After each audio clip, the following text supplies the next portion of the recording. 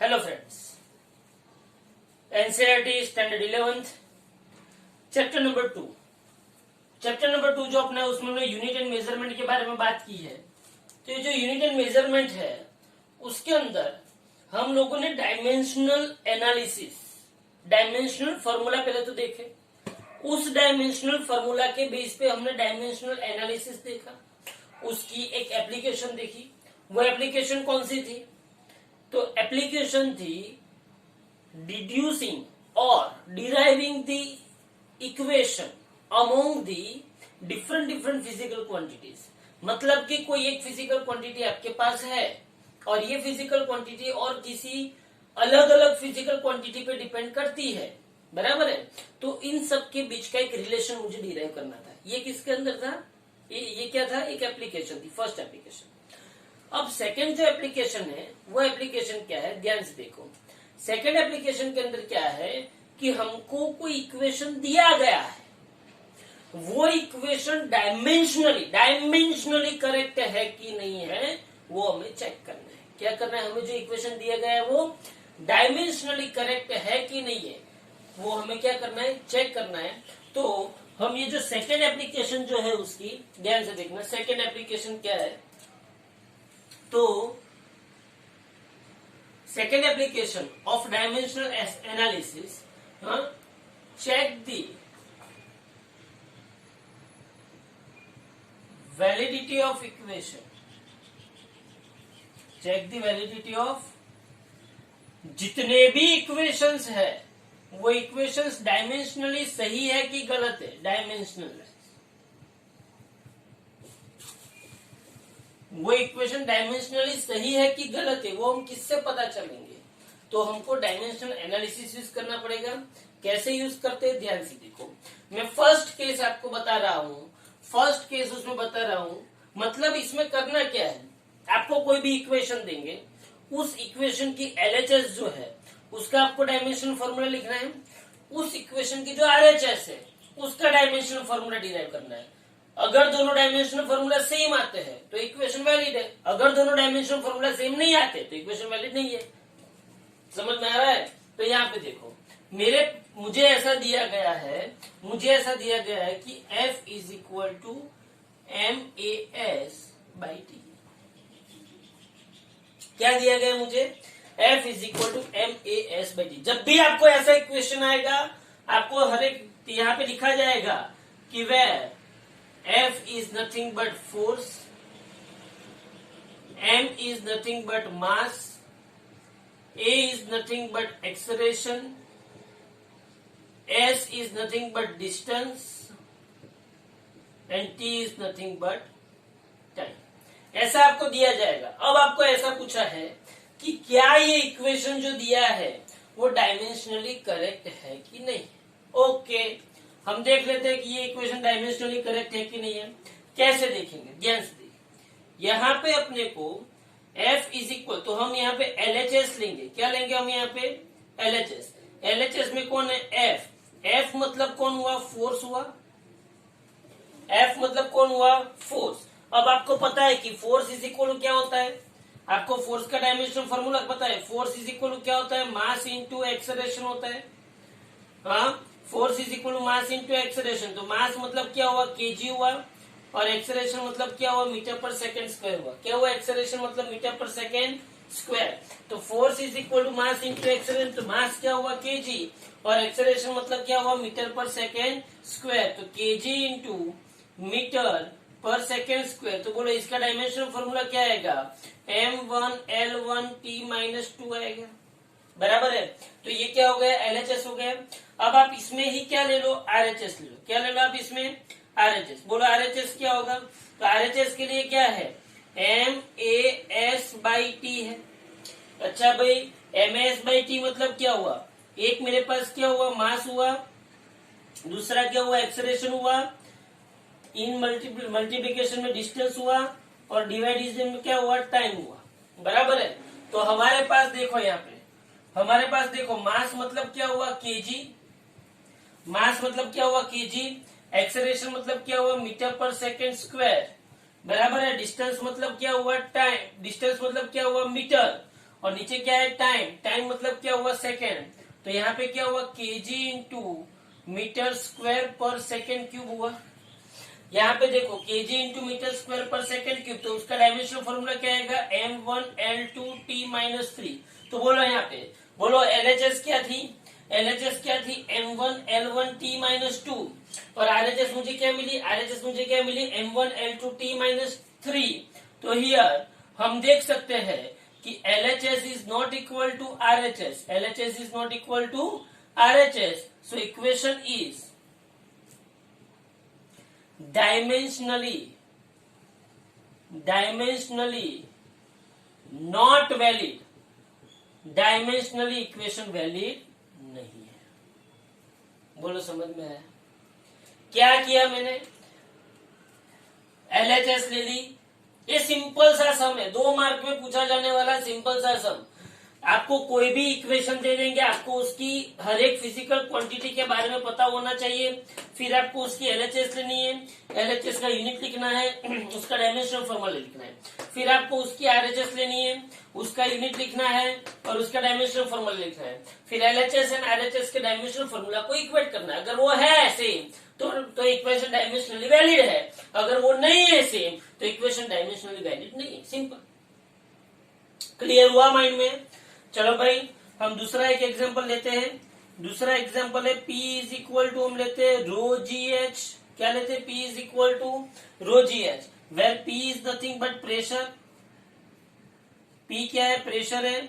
रो उसने क्या दिया हुआ है? डेंसिटी। क्या दिया है? रो। या तो मैं ऐसा लिखूं, थोड़ा अच्छे से लिखूं तो आपको ऐसा दिया गया होगा, where P is nothing but pressure. अच्छा, प्रेशर का डायमेंशनल फॉर्मूला किसी को पता है? वो हम बाद में देखते हैं। Rho is nothing but density, rho is nothing but density, g is nothing but gravitational acceleration और h is nothing but height. बराबर है? तो ये सब फिजिकल क्वांटिटी अपने को पता है। P is equal to rho ji H, P pressure. तो बोलो हमको क्या करना है, हमको क्या लेना है? एलएचएस लेना है। क्या लेना है अपने को? एलएचएस। बोलो एलएचएस में क्या था? प्रेशर था, प्रेशर। एलएचएस में क्या था? Pressure. Now what do you mean by pressure? Pressure is nothing but force per unit area. हाँ, मैं कोई एक सरफेस, एक्चुअली क्या प्रेशर के बारे में तो बहुत कुछ लिख सकते हैं। एक्चुअली कोई एक सरफेस है, उस सरफेस पे अगर मैं परपेंडिकुलर फोर्स अप्लाई करता हूँ, कैसा फोर्स अप्लाई करता हूँ? परपेंडिकुलर फोर्स अप्लाई करता हूँ, तो वो क्या होता है? प्रेशर होता है। याद रखना, pressure is nothing but force per unit area, force per unit area. Pressure is nothing but force per unit area. अब बोलो फोर्स क्या है? फोर्स मतलब क्या हुआ? मा मतलब मास इंटू एक्सेलरेशन, मतलब क्या हुआ? मास इंटू एक्सेलरेशन डिवाइडेड बाय क्या हुआ? एरिया। चलो मास क्या होगा? केजी, एक्सेलरेशन क्या होगा? मीटर पर सेकेंड स्क्वायर। मास क्या हुआ? केजी बराबर एक्सेलरेशन क्या हुआ? मीटर पर सेकेंड स्क्वायर और एरिया क्या हुआ? Metre square. मीटर क्या हुआ? कट। तो यहाँ पे क्या होगा? केजी पर मीटर इंटू सेकेंड स्क्वायर। तो बोलो इसका डायमेंशनल फॉर्मूला क्या है? m1l-1t-2। ये तो पता है ना, केजी का 1, मीटर नीचे है तो ऊपर जाएगा तो -1 और सेकंड नीचे है तो ऊपर जाएगा तो t-2। तो ये क्या हुआ? m1l-1t-2। ये क्या हुआ? प्रेशर हुआ। हाँ, तो मुझे एलएचएस मिल गई। अब मैं आरएचएस कर देता हूं। बोलो आरएचएस में क्या होगा? नाउ आरएचएस, बोलो आरएचएस क्या है? रो जी एच। रो मतलब डेंसिटी, डेंसिटी का यूनिट क्या होता है? केजी पर मीटर क्यूब। ये एक्सेलरेशन का यूनिट क्या होता है? मीटर पर सेकेंड स्क्वायर। और ये क्या होता है? हाइट मतलब मीटर। तो बोलो यहाँ पे मैं आरएचएस क्या लूंगा? आरएचएस क्या लूंगा? रो जी एच। रो मतलब क्या हुआ? केजी पर मीटर क्यूब, मास पर यूनिट वॉल्यूम। रो मतलब क्या हुआ? या तो मैं यहाँ पे ऐसा लिखूं तो भी चलेगा, ऐसा। डेंसिटी मतलब क्या हुआ? मास पर यूनिट वॉल्यूम। डेंसिटी मतलब क्या हुआ? मास पर यूनिट वॉल्यूम।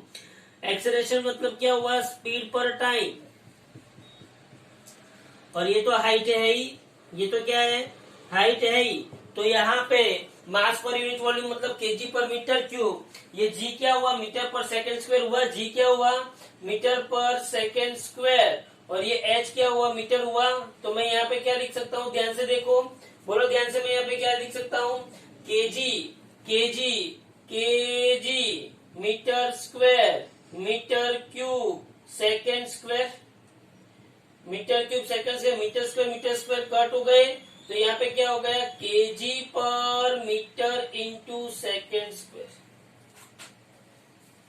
क्या आया, केजी पर मीटर इंटू सेकेंड स्क्वायर। तो बोलो इसका डायमेंशन फॉर्मूला क्या होगा, केजी का 1, एल का -1 और टी का -2। तो देखो यहाँ पे m1 l -1 t -2, यहाँ पे भी m1 l -1 t -2। तो मुझे यहाँ पे क्या मिला, LHS इज इक्वल टू क्या मिला, here LHS is equal to क्या है, RHS। So equation is dimensionally valid. समझ में आ रहा है। तो ये दो सम हुए।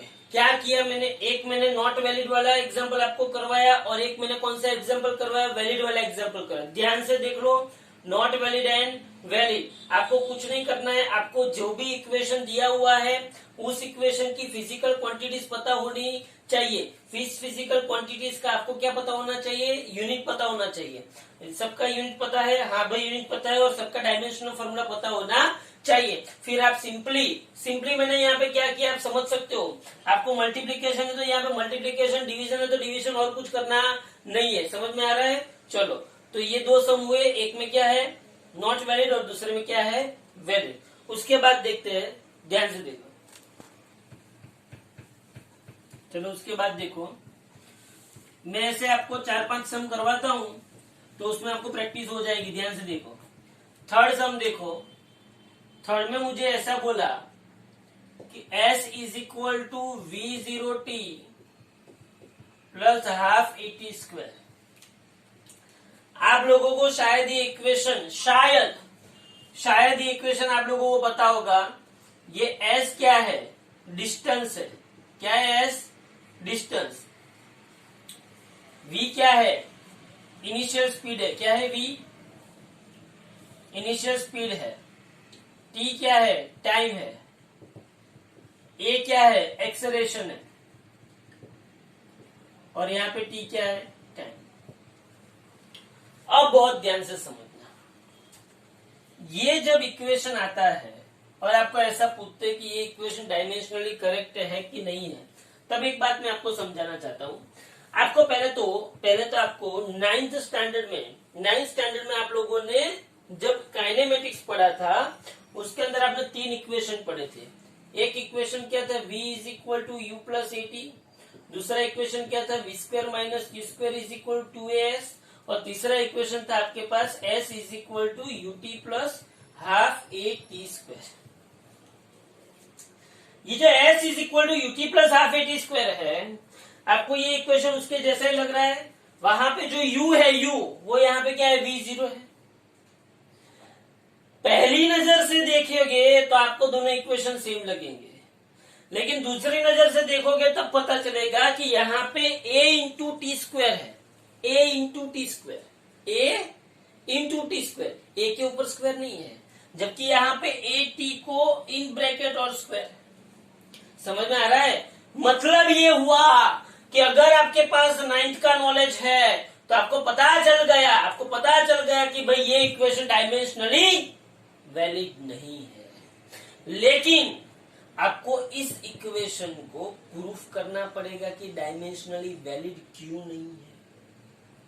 समझ में आ रहा है। तो उसको सॉल्व कैसे करें, ध्यान से देखो। उसको सॉल्व कैसे करते हैं, लेफ्ट हैंड साइड अगर आप ले लो, LHS अगर आप दे लो तो LHS क्या है, S मतलब क्या हुआ, डिस्टेंस मतलब क्या हुआ, मीटर मतलब क्या हुआ, m0 l1 t0। ये क्या हो गए, लेफ्ट हैंड साइड हो गए।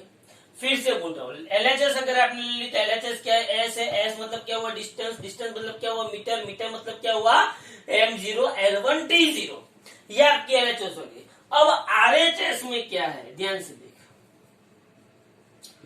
रूल नंबर वन, ध्यान से देख। रूल नंबर 1, इक्वेशन वैलिड होने के लिए rule number 1, For validity of equation, rule number 1, dimensional formula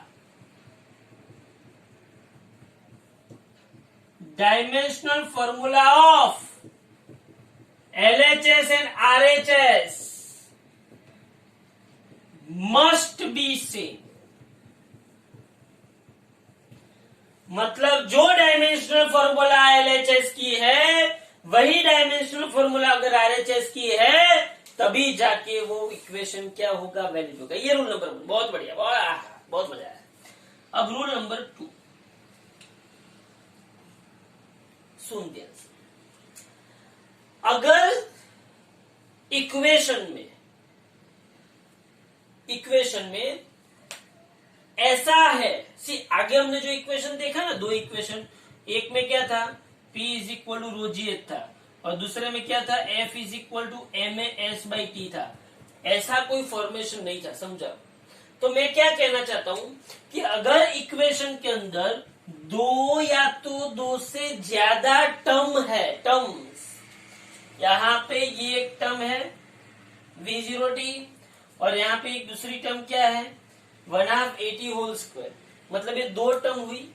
हाँ, तो if there are 2 or more than 2 terms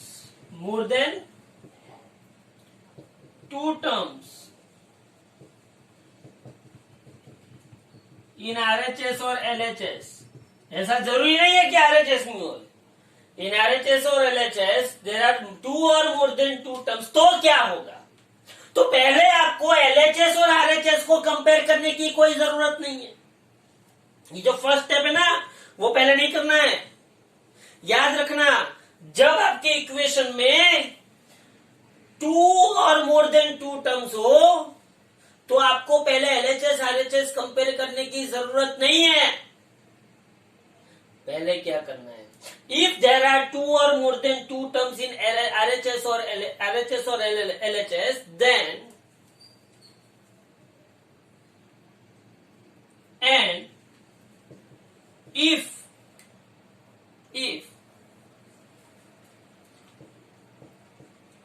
all the terms have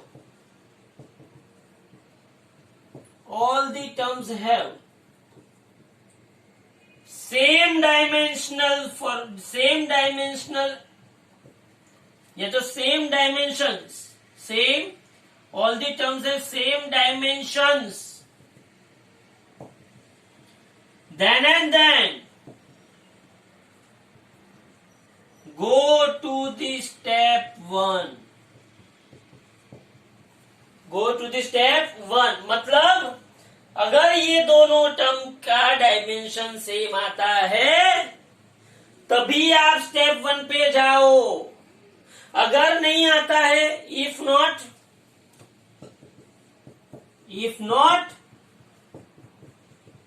then equation is not valid.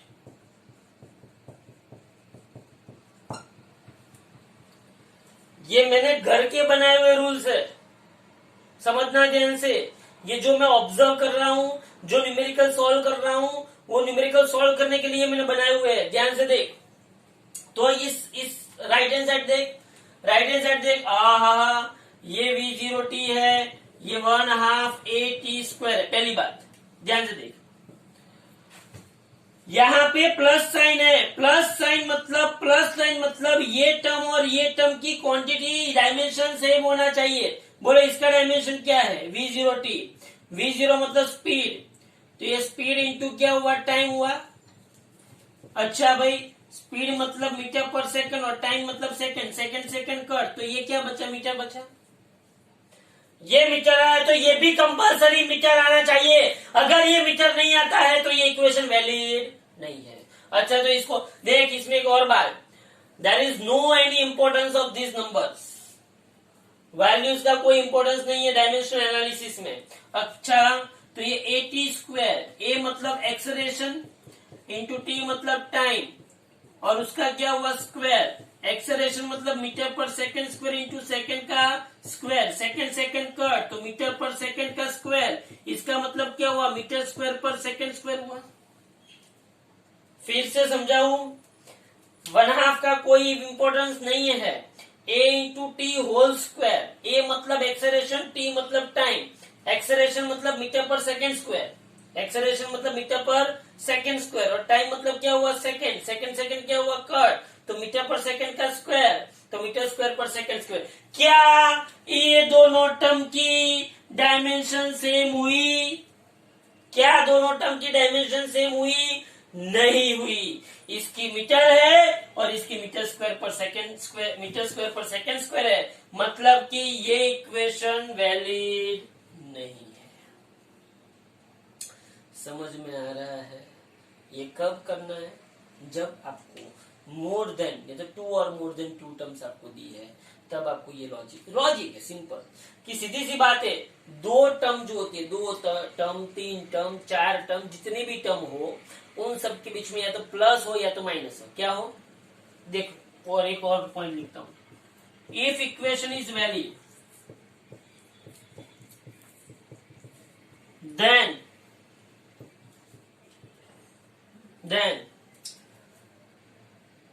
all the terms equation के अंदर जितनी भी term है, उन सबके unit and dimension formula क्या हो गए, सेम हो गए। If equation is valid then all the terms which are combined by plus और माइनस, मतलब जिन लोगों को हमने प्लस और माइनस से जुड़ा हुआ है, हाँ, ऑल दी टर्म्स, जिन लोगों को हमने किससे जुड़ा हुआ है, प्लस एंड माइनस से, मतलब if equation is valid then all the terms having same unit and dimensions, same unit and dimensions. इतना याद रहे तो भी बहुत है। समझ में आ रहा है? Thank you very much.